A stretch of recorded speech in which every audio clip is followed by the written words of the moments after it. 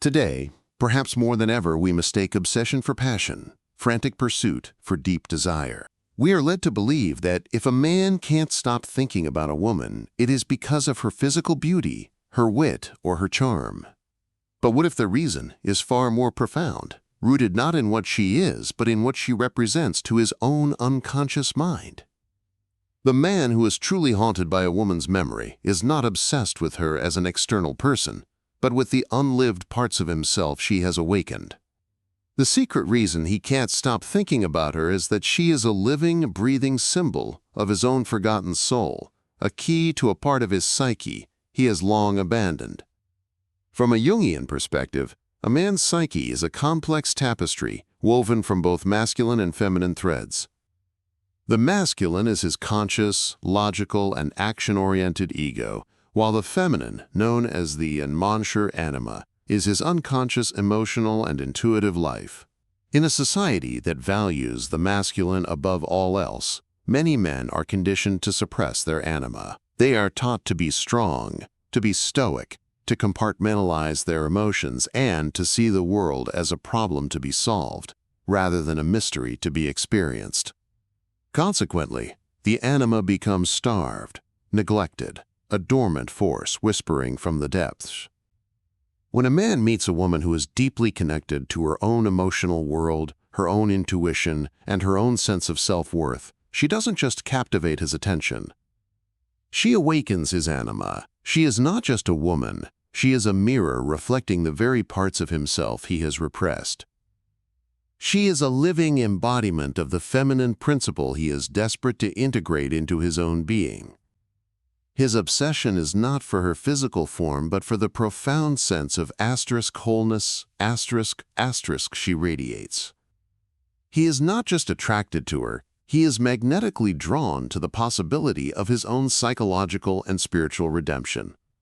This is the woman who is a force of nature. She is not easily swayed by his ego's need for control.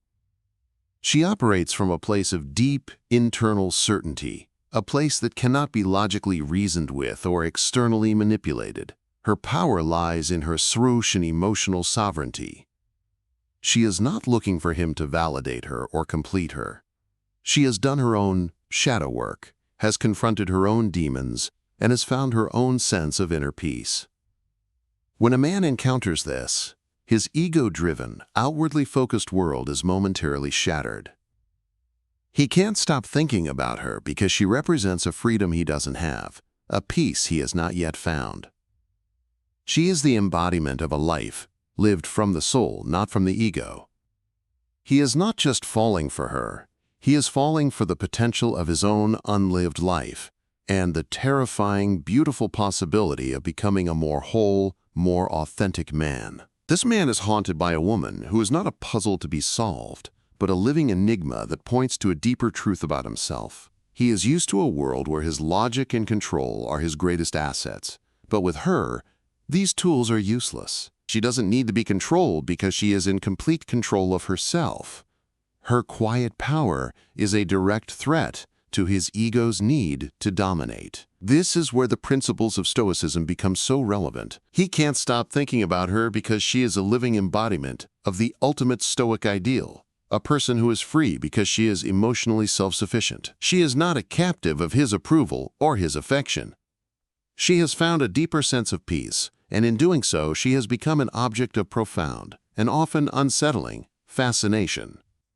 Her quiet confidence forces him to begin his own shadow work. She represents the very parts of himself he has repressed and pushed into the unconscious.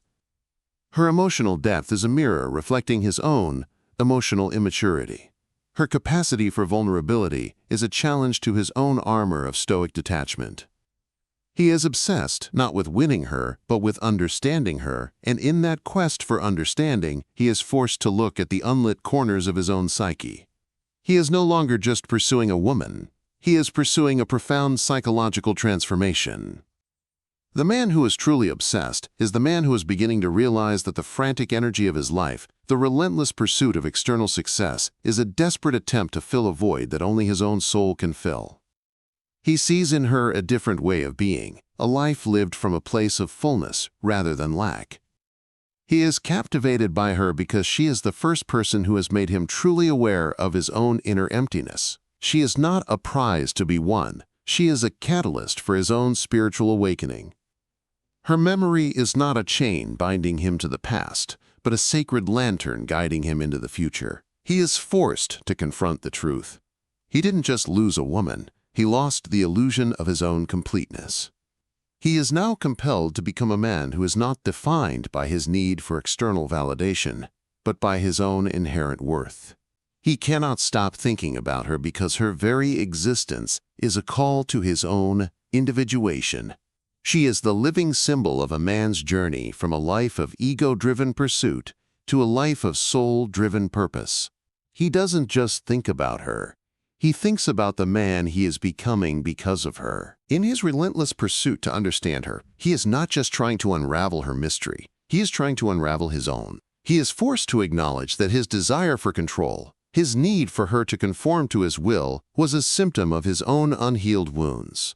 He learns that the frantic energy he brought to the relationship was not love, but a desperate attempt to avoid his own emotional emptiness. He begins to see her not as an external object of desire, but as a mirror, reflecting a truth so powerful it has the capacity to transform his entire life. The man who is wise enough to see this will never forget her, because she is the one who, in her stepping away, showed him the way back to himself. This is the beautiful and terrifying paradox of the feminine soul. It is not something to be possessed or conquered. It is a sacred, untamable force that demands respect and authenticity. The man who is haunted by her memory is a man who has been initiated into this truth. He is a man who is beginning to see that the greatest love he can ever experience is not the one that fills a void, but the one that celebrates two already full souls coming together. He no longer seeks a woman to be his world. He seeks a woman who, like him, is already whole. The secret reason he can't stop thinking about her is that her very existence is a call to his own tox individuation. She is the living symbol of his own unlived potential. He is obsessed not with winning her, but with becoming worthy of her presence. He is in awe of her sovereignty, her self-possession, her quiet confidence. Her memory is not a chain binding him to the past, but a key unlocking his future, a future built on a foundation of self-possession and inner freedom. He can't stop thinking about her because she is not a person. She is an idea, a principle, a profound truth that has the power to change his life forever. The woman who knows her worth doesn't chase, she chooses.